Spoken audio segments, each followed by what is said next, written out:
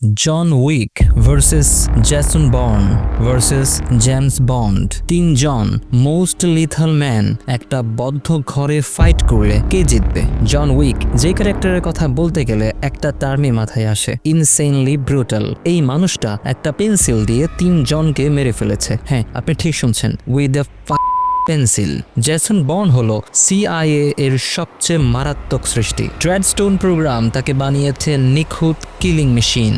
আর James bond হলো MI6 এর সবচেয়ে বিখ্যাত এজেন্ট, স্টাইলিশ, বুদ্ধিমান এবং ঠান্ডা মাথার খুনি। কিন্তু কি হবে যদি বন্ধ দরজার ভেতর শুধু এই তিনজন থাকে? Who will be the last man standing? কে বেঁচে বের হবে সেই ঘর থেকে? Let's find out. John Wick তার প্রথম মুভিতে রেড সার্কেল ক্লাব সিনের এত ট্রেন্ড কিলারদের সে একাই মেরে ফেলে কয়েক মিনিটে। এমন আরো সিন আছে। ক্লোজ কমব্যাটের মাস্টার সে। জনের আছে অবিশ্বাস্য রিফ্লেক্স আর স্পিড। মিউজিয়াম ফাইট সিনে কি স্পিডেই না গুলি করেছে। আর হ্যান্ড ফাইটিং তো আছেই, 1 সেকেন্ড এদিক ওদিক হলেই কেল্লা ফতে। এই লোকটা মানুষ নাকি alien, we don't know actually. তাছাড়া জন উইককে যেটা সবচেয়ে ইউনিক বানিয়েছে সেটা হচ্ছে গানফু।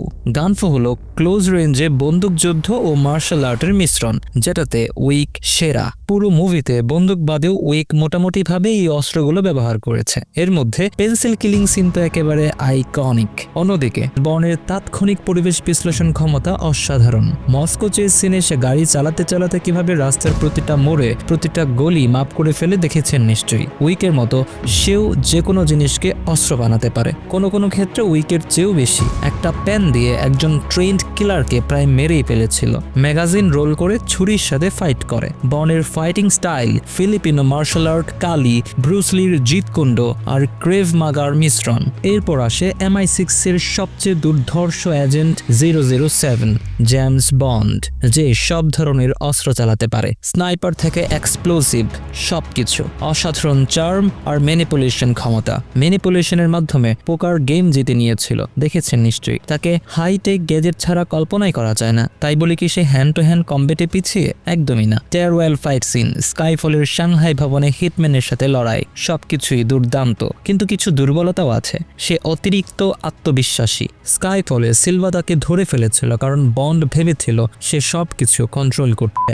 সেকেন্ড দুর্বলতা, নারী। ক্যাসিনো রয়্যালে ভেসপারের কারণে পুরো মিশন প্রায় ধ্বংস হয়ে গিয়েছিল। অন্যদিকে বর্ন নৈতিক দ্বন্দ্বে ভোগে। ট্রেডস্টোন প্রোগ্রামে থাকাকালীন সে অনেক মানুষকে মেরেছে, যার জন্য সে গিল ফিল করে। এটা তার জন্য ট্রমা। বর্নের ইনটিউশন অদ্ভুত রকমের সঠিক, কিন্তু কখনো সে এভিডেন্স ছাড়া সিদ্ধান্ত নেয়। রিফ্লেক্সে কাজ করার কারণে সে বড় ফাঁদেও পড়েছে। জন উইক অতিরিক্ত আবেগপ্রবণ। তার কুকুরকে মেরে ফেলাতে সে পুরো রাশিয়ান মাফিয়ার বিরুদ্ধে যুদ্ধ করে। তার আবেগ তার সবচেয়ে বড় দুর্বলতা। দ্বিতীয় দুর্বলতা হলো সামনাসামনি আক্রমণ করা। কোথাও আক্রমণ করতে গেলে আহামরি প্ল্যানিং করে যায় না। নিজের স্কিল আর সার্ভাইভাল ইনস্টিংক্টের উপর অগাধ বিশ্বাস রেখে চলে যায় সরাসরি যুদ্ধে। এবার আসি ইন্টেলিজেন্স ও স্ট্র্যাটেজিতে। জন উইক সরাসরি যুদ্ধে বিশ্বাসী। আন্ডারওয়ার্ল্ড নেটওয়ার্ক সম্পর্কে গভীর জ্ঞান রাখে। প্ল্যানিং এর চেয়ে ইম্প্রোভাইজেশনে সেরা। আর জেসন বর্ন অবিশ্বাস্য রকমের বুদ্ধিমান। সবসময় 2-3 ধাপ এগিয়ে চিন্তা করে, পরিবেশকে নিজের অনুকূলে ব্যবহার করতে পারে। And our spy boy James bond